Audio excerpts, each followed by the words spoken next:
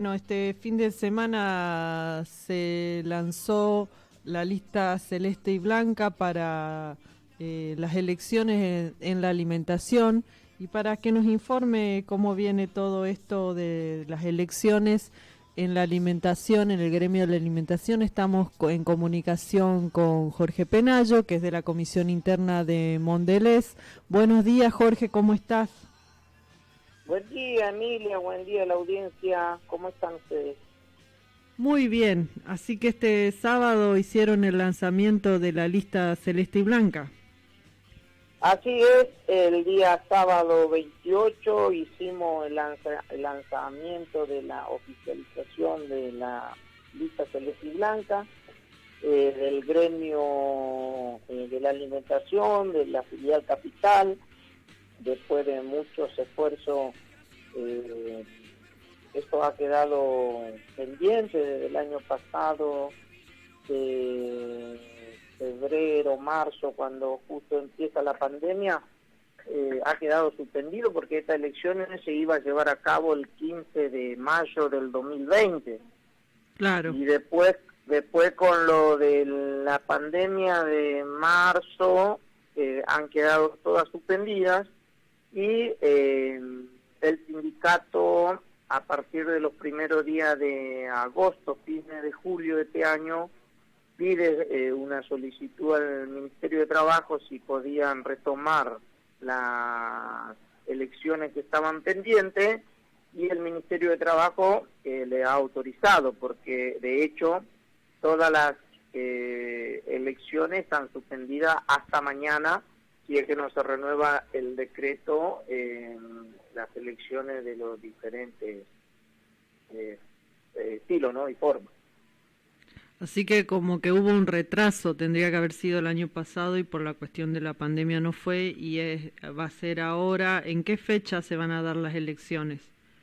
Y fecha es para el 29 de septiembre, así que por lo tanto, por eso fue el lanzamiento el día sábado. Y bueno, y acá nos queda un gran trabajo y poder llegar en lo posible en toda la fábrica para que los compañeros y las compañeras de la alimentación puedan conocer nuestra propuesta como lista. Nosotros lamentamos que no se ha podido hacer una sola lista, inclusive dentro de la alimentación, con un frente para que así pudiéramos fortalecer el gremio.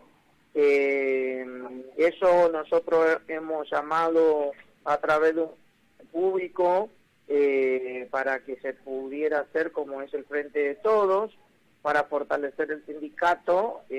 Por supuesto, tenemos nuestra propuesta, tenemos nuestras ideas.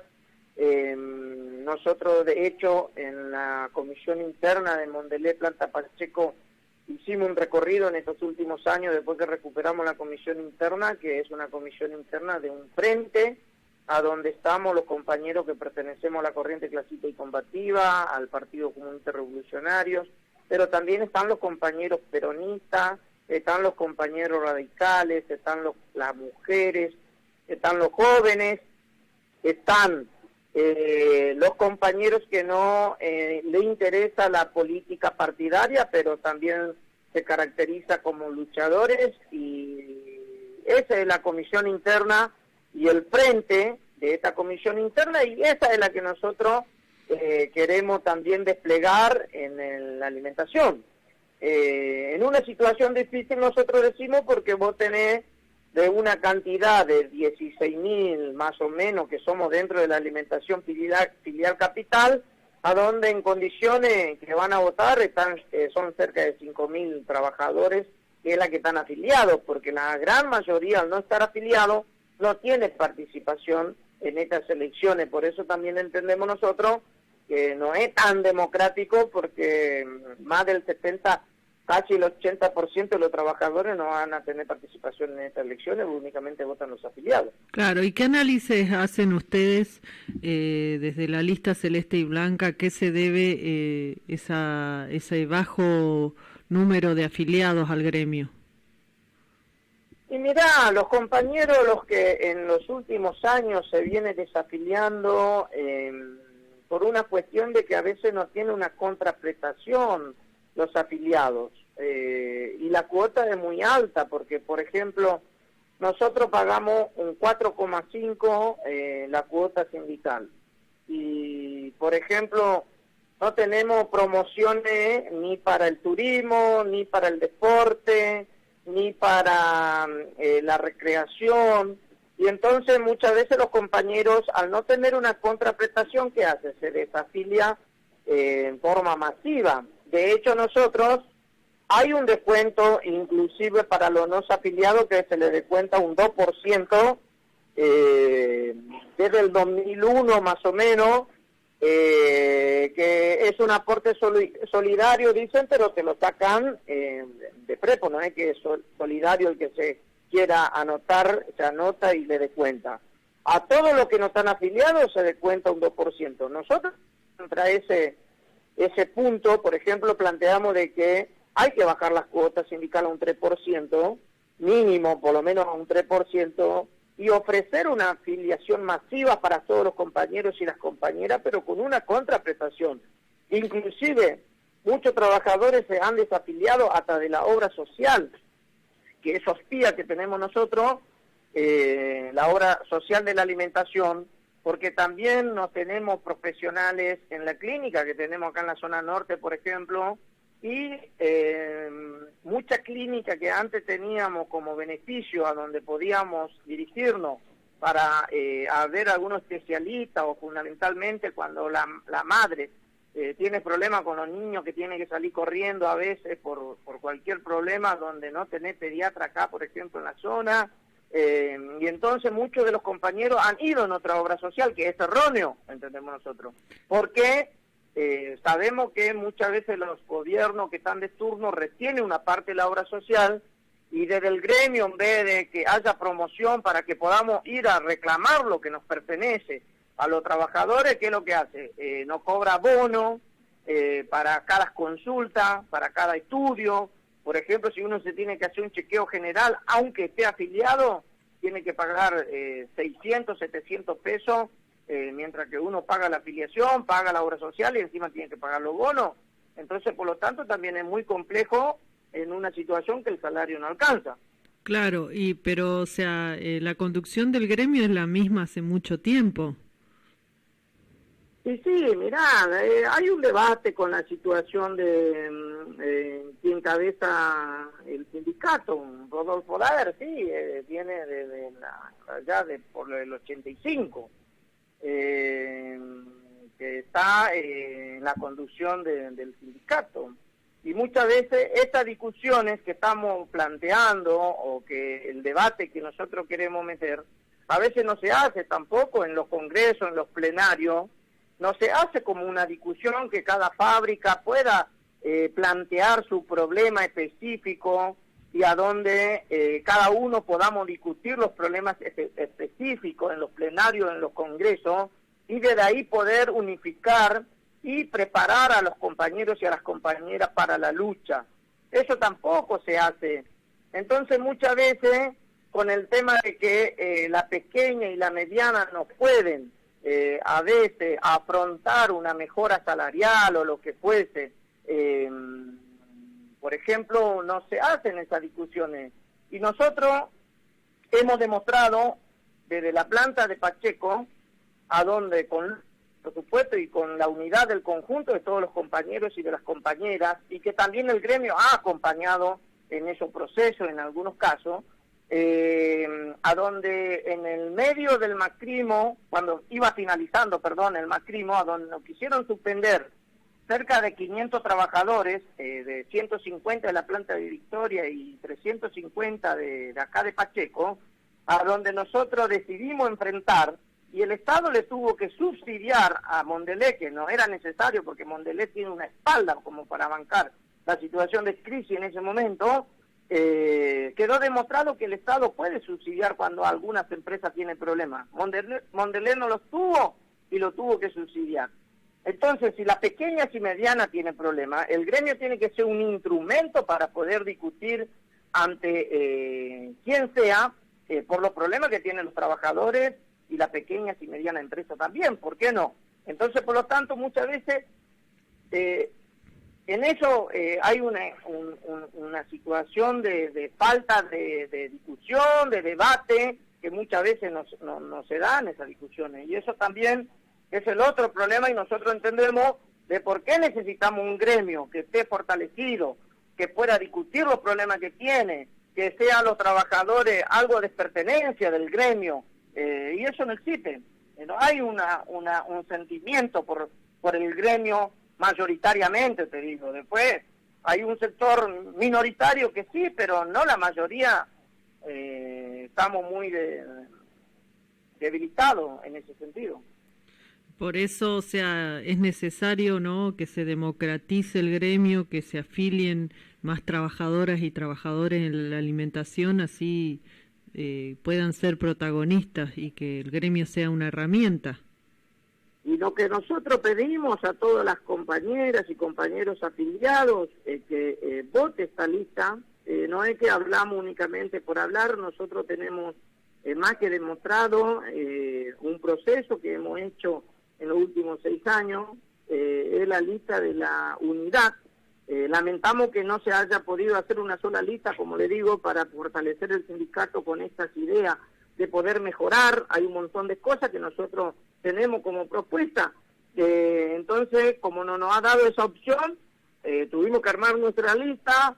Es una lista con esta idea de proponer cosas buenas para los compañeros, para las compañeras, escuchar los reclamos que tienen los trabajadores de la alimentación, los afiliados, y llevar en la discusión para que se pueda mejorar. Tenemos 2 desafíos, como hablábamos el sábado. El primer desafío es aplatarlo al macrismo en septiembre, porque también nos podemos regalar la discusión política en estas elecciones de medio término. Ese sería el primer desafío que tenemos, que no vuelva al macrismo y que no se fortalezca el 12 de septiembre, aplatarlos en las urnas, y de ahí, desde el 12 en adelante, haremos un balance y dedicarnos exclusivamente hasta el 29 de septiembre en las elecciones del gremio. Y así, posteriormente, también en noviembre, con el Frente de Todos, aplastarlo al macrismo también en las elecciones para que nunca más vuelva ese sector de derecha. Claro.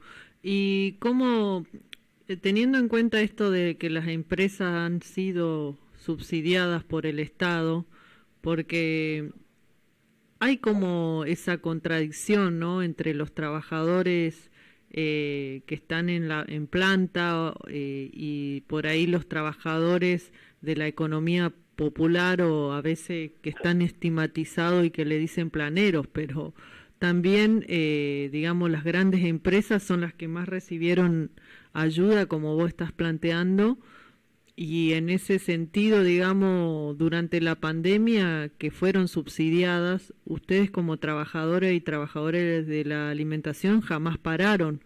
¿Cómo fue todo ese periodo de la pandemia en las empresas, o sea, la patronal? ¿Tuvo en cuenta la salud de los trabajadores? Mirá, acá fue con muchas discusiones para que se pueda cumplir los protocolos. Cuando nosotros recién empezamos, allá para que pudieran salir los licenciados en el mes de marzo del año pasado, acá se tuvo que parar la fábrica en los 3 turnos, para que puedan cumplir ellos, para que la madre pueda salir con sus hijos de licencia, para que puedan cumplir con el salario al 100% de los trabajadores que estaba de riesgo o que son de riesgo, hasta que también después tuvimos el primer caso por cerca del mes de mayo del año pasado. Y ahí de vuelta se armó, se tuvo que evacuar la empresa en su totalidad. Nosotros hemos quedado, como usted dice, como trabajadores esenciales, que cuando recién empieza la pandemia había un temor y una angustia en los compañeros y en las compañeras, porque viste, no sabíamos este virus cómo se iba a comportar. Todo lo que veíamos era a través de los medios y el preparativo que se hacía desde el gobierno para poder combatir el virus. Y entonces hemos entrado en una discusión que nosotros no éramos tan esencial porque fabricamos galletitas. Pero bueno, también nunca nos imaginamos que iba a durar 1 año y medio, que estamos llevando ya más de 1 año y medio esta pandemia. Eso fue todo a través de un proceso de discusión para que cumplan los protocolos, para que se puedan retirar los trabajadores como corresponde, para que se pudieran retirar los casos sospechosos con su contacto estrecho, todo pago al 100%, por supuesto, que puedan cumplir con todo eso para que puedan reacondicionar los sectores, poder cumplir con la limpieza, con los alcoholes en gel, el tema de triplicar la limpieza. Eso fue todo un proceso de discusión, inclusive es la única fábrica que conocemos nosotros que trabajó 7 horas en la pandemia para que no se entrecrucen los turnos, por una cuestión de que 3 meses trabajamos 7 horas y nos abonaban 8. No conocemos otra empresa que haya hecho eso. Entonces, claro, ante esa situación fue de discusión permanente. O sea, la discusión, ¿qué es lo que hay? La discusión, ¿qué es lo que pasa? Que estos monopolios como Mondelez y las grandes empresas quieren hacer un aprovechamiento de la situación económica y de la crisis sanitaria que estamos atravesando. No porque no tiene la plata. La plata tiene, estos han amasado fortuna. Inclusive amasaron más plata en la pandemia que en otro momento. Entonces, por lo tanto, el problema es que ellos quieren hacer un aprovechamiento porque estos fueron los que empujaron en el medio del gobierno del macrismo la reforma laboral, la reforma previsional, a donde te querían sacar la indemnización, no quisieron sacar las horas extra, quisieron hacer el cambio de la ley contrato de trabajo para que los trabajadores no tengan delegados, para que no tenga gremio, para que no tenga representatividad quien lo represente dentro de la fábrica. Son estos monstruos que quisieron avanzar con todo y hoy quieren seguir avanzando, pero hay una resistencia, por supuesto, de los trabajadores en su conjunto y de los delegados, de los gremios y las comisiones internas. Claro, o sea que todo lo que lograron del tema de salud, de prevención y de cuidado de la salud es porque han reclamado y porque están organizados. Porque si era por la empresa le iba a mandar a laburar y... Fue a base a conflicto, acá hubo varios paros de línea. Nosotros, por ejemplo, el primer caso que tuvimos, el primer caso de positivo cuando tuvimos, que fue por allá por mayo, acá se evacuó la empresa y tuvimos una semana que ningún trabajador estaba dentro de la fábrica, hasta que la empresa salió corriendo al Ministerio de Trabajo pidiendo que la tenía que regresar porque había un protocolo que tenía que salir únicamente el caso positivo o el caso sospechoso con su contacto estrecho. Y acá estaba evacuado. Bueno, de ahí, de esa evacuación que se hizo en esta semana, se firmó un acuerdo a donde teníamos que trabajar 7 horas para que no haya un entrecruzamiento y los micros para el personal, para que no puedan viajar en colectivo, por ejemplo, y que tengan menos riesgo de contagio. Y ahí se puso en práctica los protocolos y se eligió una comisión de crisis a donde participa la comisión interna, el sindicato y la dirección de la empresa para ir viendo los problemas más prioritarios en cada momento. Eso se reunía 2 veces por semana. Claro, claro. Y así fue base de lucha. Y con respecto a la vacuna... Y con el tema de la vacuna también, de hecho hemos planteado nosotros en varias asambleas acá, donde la federación ha tomado y le ha llevado esa preocupación al Ministerio de Trabajo, pero cuando estaba más trabada la vacuna. Hoy nosotros ya dentro de la fábrica, con la primera dosis, casi la totalidad de los compañeros ya están vacunados. Y con segunda dosis debe haber más de la mitad de los compañeros que se van vacunando. Eso se ha liberado mucho en los últimos 2 meses, pero también en un momento hemos pedido que se pueda vacunar a los trabajadores esenciales cuando todavía estaba muy trabada la vacunación. Sí, vos decías que, claro, todo con lucha. Vos decías, Jorge, que el sector de la alimentación fue el que más ganó este año durante, todo este periodo de la pandemia. Y bueno, sí, las personas comunes como nosotros que vamos al supermercado hemos visto que también los alimentos han aumentado exponencialmente, que no nos alcanza, y en ese sentido, digamos, ¿qué mensaje le dejás a los trabajadores y a las trabajadoras de la alimentación? ¿Por qué tienen que votar en las próximas elecciones a la lista celeste y blanca? Mira, yo te decía anteriormente que nosotros tenemos en dos etapas estas elecciones. Nosotros entendemos humildemente de que dentro del Frente de Todos, en la cual somos parte de ese frente, pero no somos gobierno, o tampoco el gobierno consulta con los diferentes partidos que pertenecen al Frente de Todos, pero sí nosotros lo que levantamos las cosas que se han hecho bien desde el gobierno nacional, del Frente de Todos.